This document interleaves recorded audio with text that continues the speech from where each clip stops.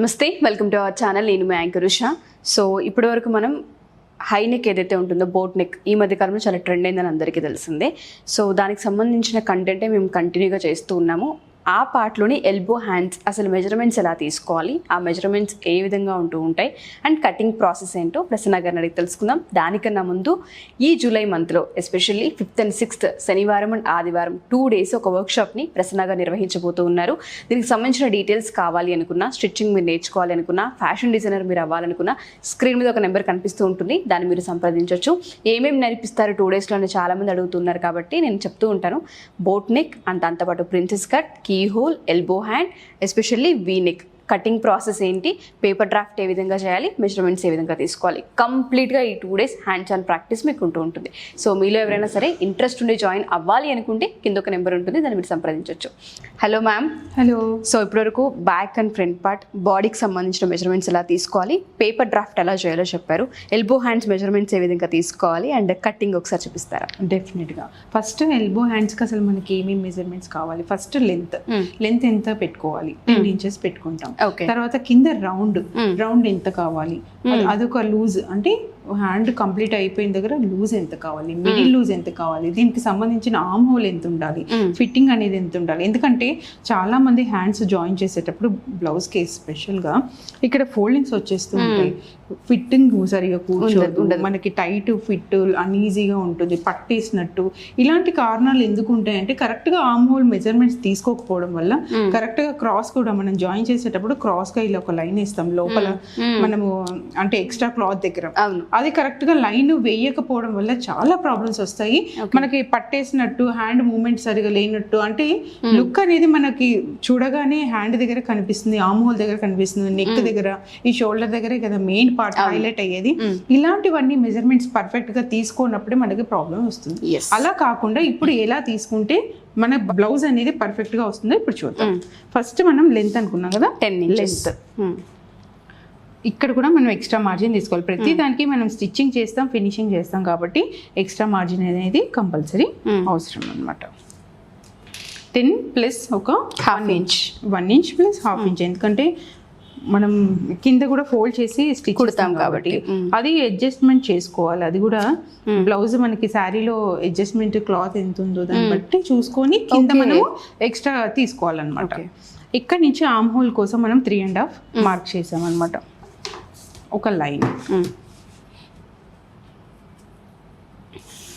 ఇక్కడ ఒక లైన్, అంటే ఈ 10 inches మనం లెంత్ ఎక్కడైతే పెట్టామో అక్కడ ఫస్ట్ కింద లూజ్ దగ్గర ఒక లైన్ చూసారు కదా. ఇప్పుడు ఫస్ట్ మనం లెంత్ తీసుకున్నాం, ఇక్కడ లూజ్ వచ్చేస్తుంది, ఇక్కడ ఆర్మ్ హోల్ లైన్, ఇక్కడ స్టార్టింగ్ పాయింట్ అనమాట. మన అంటే లెంత్ ఎక్కడి నుంచి స్టార్ట్ అవ్వాలి, ఇక్కడ మన షోల్డర్ పాయింట్. ఓకే, మన ఆర్మ్ హోల్ వచ్చేసి 7.5 అనుకున్నాం. కొంచెం ఫిట్టింగ్ కోసం 8 inches తీసుకుంటాం. ఓకే, నెక్స్ట్ వచ్చేసి ఎక్స్ట్రా మార్జిన్ 2 inches. లూజ్ వచ్చేసి 10 point, అంటే మనము 5 inches తీసుకోవాలి. ఎందుకంటే మనం రౌండ్ మొత్తం మెజర్ చేసాం కాబట్టి 2 parts చేయాలి.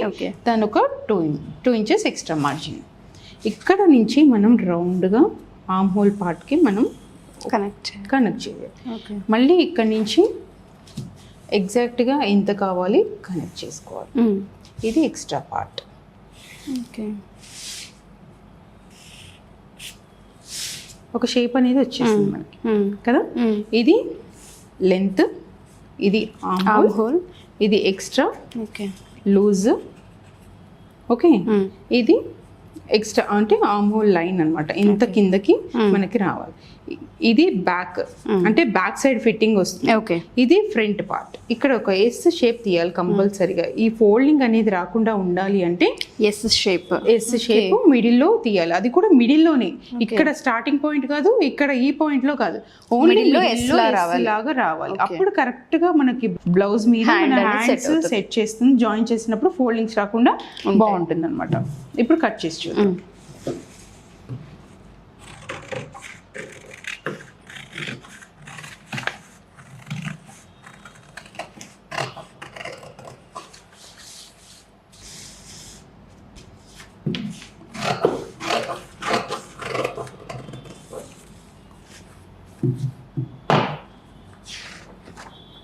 ఇది హ్యాండ్. ఓకే, ఇలా వస్తుంది మొత్తం కంప్లీట్గా. సో చాలా నీట్గా ఎక్స్ప్లెయిన్ చేశారు. ఎల్బో హ్యాండ్ మనం తీసుకునేటప్పుడు మెజర్మెంట్స్లో చాలా అవకతవకలు ఉంటూ ఉంటాయి. ఎందుకంటే ఆర్మ్ హోల్ దగ్గర మెజర్మెంట్ ఒకలా ఉంటుంది, హ్యాండ్ మిడిల్లో ఒకలా ఉంటుంది, ఎండింగ్ వచ్చరికి ఒకలా ఉంటుంది. అండ్ మేడం ఒక విషయం చెప్పారు, ఎస్ షేప్ అనే ఒక కర్వ్ ఉంటుంది అక్కడ, అది కూడా అటు ఎండ్కి కాదు, స్టార్టింగ్ పాయింట్ కాదు, మిడిల్ పాయింట్లో దాన్ని తీసుకోవాలని. ఇటువంటివేనండి డీటెయిల్స్. అంటే ఎక్కడ మనం దాన్ని స్టార్ట్ చేయాలి, ఆ కటింగ్లో, ఆ మార్జిన్లో మనం ఏ విధంగా చేయాలన్నదే మేజర్ పాయింట్ అనమాట.